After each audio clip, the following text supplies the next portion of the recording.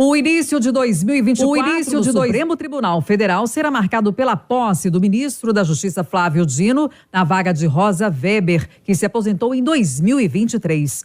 Além disso, temas importantes podem estar na pauta: a descriminalização do aborto, além de mais julgamentos de envolvidos nos atos antidemocráticos do 8 de janeiro. Para analisar as expectativas de como será o ano de 2024 no Supremo Tribunal Federal, a expectativa para os julgamentos e como será o comportamento da Corte, o comportamento dos ministros, estamos recebendo no Jornal da Itatiaia, para mais uma entrevista dessa série especial, o professor de Direito Penal da Faculdade Dom Helder Câmara, o advogado criminalista Michel Reis. Professor, bom dia, obrigado pela presença aqui no Jornal da Itatiaia. Bom dia, Eustáquio. Bom dia, Kátia. Mais uma vez, obrigado pelo convite. É sempre um prazer retornar aqui à rádio. Bem-vindo, professor. Professor Michel Reis, em relação primeiro ao comportamento, vamos dizer assim, a atuação do Supremo Tribunal Federal, que ganhou notoriedade nos últimos anos, principalmente depois do julgamento do Mensalão, né? As transmissões pela televisão, nos últimos meses, embate com o Congresso Nacional,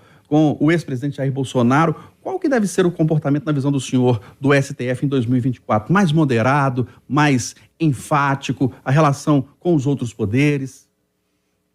Eustáquio, desde o final do mandato do ex-presidente Jair Bolsonaro, os ânimos ficaram um pouco mais exaltados. Isso ficou mais ainda evidente com a eleição. Houve uma polarização muito grande da sociedade e isso acabou refletindo no próprio Supremo Tribunal Federal. Do início do ano, diante dos atos democráticos, lá no 8 de janeiro, acabou nas mãos do Supremo o julgamento dos envolvidos durante aquele dia, e são várias acusações muito pesadas, e isso tomou grande parte do ano de 2023. Agora, em 2024, eu acredito que eles vão terminar esses julgamentos, mas o Supremo vai ter um papel muito grande de continuar a tentar relativizar um pouquinho essa divisão que houve na sociedade brasileira, principalmente entre extrema-direita e extrema-esquerda, e nenhum extremo é bom, né? Nenhum dos lados de lado extremista é bom para ninguém. Professor, e 2024 também vai ser marcado, agora efetivamente, pela condução, pelo comando do ministro Luiz Roberto Barroso, né, que é o novo presidente do Supremo Tribunal Federal. Ao mesmo tempo, a gente também, como foi citado aqui na abertura, temas polêmicos que estão para serem tratados. Necessariamente a gente não sabe se eles vão ser pautados, mas existe essa expectativa. O que esperar, pelo que o senhor conhece no meio jurídico, né, do Luiz Roberto Barroso, em relação a esses temas polêmicos? Aqui a gente citou 2 ou 3, mas existem outras temáticas que sempre dividem opiniões, né? Kátia, o ministro Barroso, ele é conhecido no meio jurídico por ter uma formação progressista.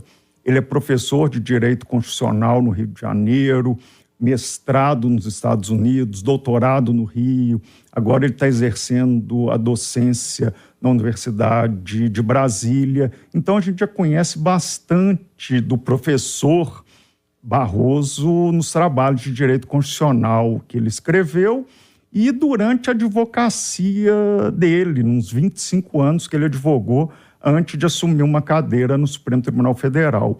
Então, ele é conhecido pelas pautas progressistas. Eu, pessoalmente, acredito que ele vai trazer, sim, essas pautas a julgamento, mas provavelmente mais para o final do ano.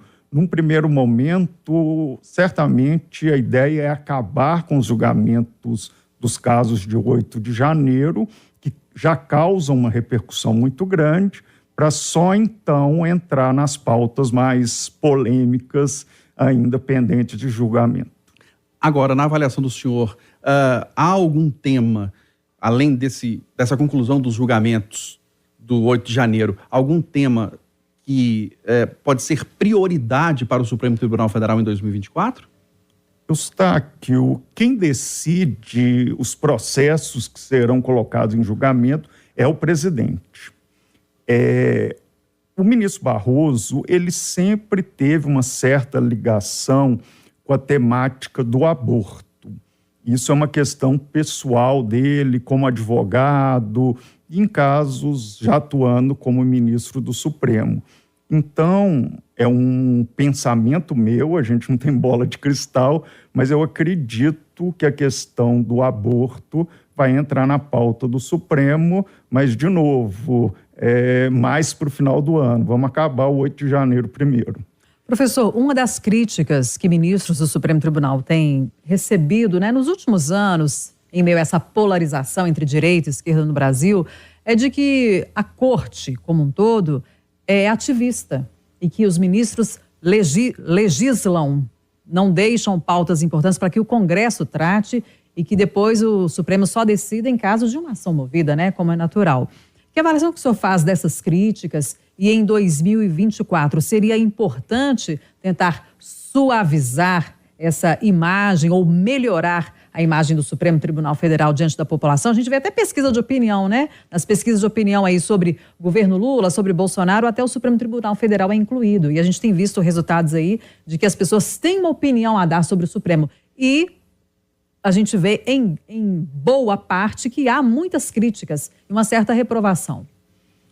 Kátia, o Supremo Tribunal Federal é um órgão do judiciário, mas ele não deixa de ter uma pitada de político nessa história toda. Não é um tribunal exclusivamente que julga casos jurídicos. Técnico, né? Técnicos, exato. Vai ter política ali, não tem como a gente escapar disso. Ele é conhecido, sim, por muitas vezes até legislar essa questão do ativismo, mas também existe um outro lado da moeda, que muitas vezes o Supremo está quase que obrigado a decidir causas porque o Congresso não assume a sua responsabilidade de legislar. E aí se vê diante de um conflito e ele acaba chegando no Supremo Tribunal Federal, que precisa resolver a situação de pessoas com direitos em discussão. Então, o ativismo, ele tem um lado que não é o ideal, deixemos o Congresso resolver, mas, por outro lado, quando o Congresso permanece inerte, alguém tem que resolver a situação. E acaba literalmente caindo no colo do Supremo. E só para deixar claro, todas as vezes que o Supremo teve que tomar decisões sobre os temas polêmicos, como a gente está tratando aqui, ele foi provocado, né? Ele não fez isso por livre e espontânea iniciativa. Perfeito. Na verdade, o juiz de primeira instância do fórum, o desembargador, ele não age por conta própria. Vou te dar um exemplo, um processo criminal.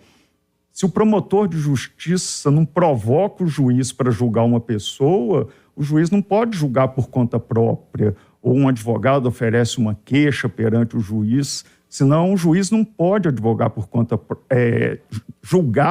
própria. Isso também acontece no Supremo, eles não resolvem, tiram da cartola temas. Sempre alguém ajuiza a ação em temas que são pertinentes muitas vezes, outras não, para o Supremo julgar. Então, repito, não são julgamentos aleatórios. Mas aí só mais uma questão, assim, rapidamente, para o Eustáquio fazer uma abordagem.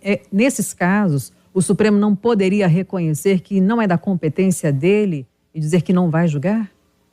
A grande questão, Kátia, é que existem direitos de pessoas em jogo. Então, quando há direitos em jogo, é muito delicado falar, eu não vou decidir se você tem o direito ou se você tem o direito. Eu não posso aqui simplesmente jogar para o Congresso. Isso seria o ideal, seria muito bom. Já aconteceu, tá? Tem alguns casos, sim, que o Supremo já falou, o Congresso tem 120 dias, 180 dias para fazer uma lei nesse sentido.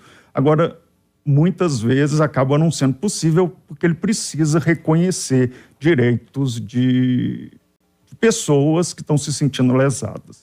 Nós abordamos aqui no Jornal da Itatiaia, em mais uma entrevista especial, a expectativa para atuação e julgamentos do Supremo Tribunal Federal em 2024. Recebemos o advogado criminalista, professor de Direito Penal da Faculdade Dom Helder Câmara, Michel Reis. Professor, obrigado pela contribuição do senhor, pela entrevista. Um ótimo dia e um ótimo 2024. Obrigado, um ótimo 2024 para você também, Eustáquio, ótimas festas, Kátia, e para o ouvinte da rádio também, que tenham todos ótimas festas e um feliz 2024. Obrigada, professor. Feliz ano novo.